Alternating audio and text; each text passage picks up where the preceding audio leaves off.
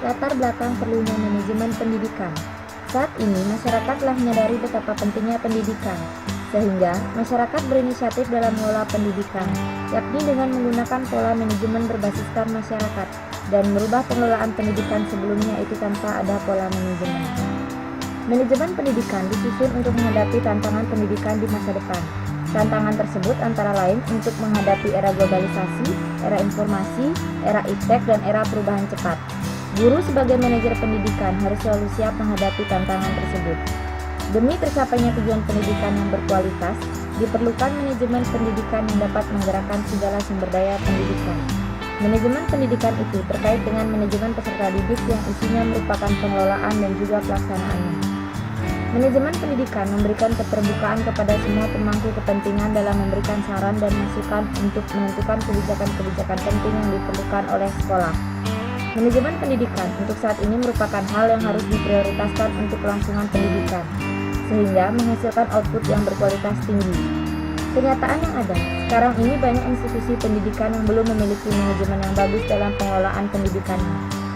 Beberapa kendala manajemen pendidikan Indonesia yang belum menunjukkan kemajuan sampai saat ini antara lain: pertama, dampak manajemen yang sentralistik.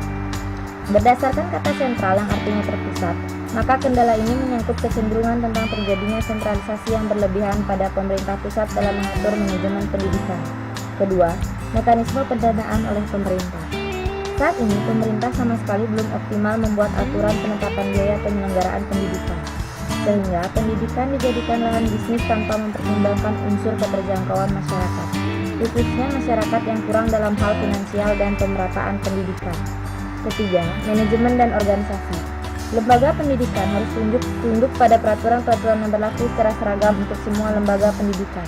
Padahal tidak semua peraturan-peraturan tersebut tepat dilaksanakan di masing-masing lembaga pendidikan. Keempat, problem sumber daya manusia atau SDM itu sendiri. Problem SDM tentunya memang selalu menjadi permasalahan di Indonesia. Meskipun usaha untuk meningkatkan mutu tenaga pendidikan terus dilakukan, secara umum kualifikasi pendidikan para guru atau dosen di Indonesia serta staf administrasi pendidikan masih belum memadai untuk mendukung tugas administrasi pendidikan di setiap lembaga pendidikan yang ada. Menurut usaha ini, adapun tujuan dan manfaat manajemen pendidikan antara lain: 1. Terwujudnya suasana belajar dan pembelajaran yang aktif, kreatif, efektif, menyenangkan, dan bermakna. 2. Terciptanya peserta didik yang aktif mengembangkan potensi yang ada dalam dirinya. 3. Terpenuhinya salah satu dari 5 kompetensi tenaga kependidikan. 4. Tercapainya tujuan pendidikan secara efektif dan efisien. 5. Terbekalinya tenaga kependidikan dengan teori tentang proses dan tugas administrasi pendidikan. 6. Teratasinya masalah mutu pendidikan karena 80% masalah mutu disebabkan oleh manajemennya. 7. Terciptanya perencanaan pendidikan yang merata, bermutu, relevan, tidak membedakan gender dan sana, dan akuntabel. 8. Terciptanya citra positif pendidikan.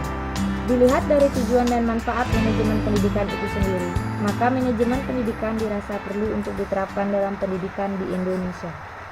Created using Powtoon.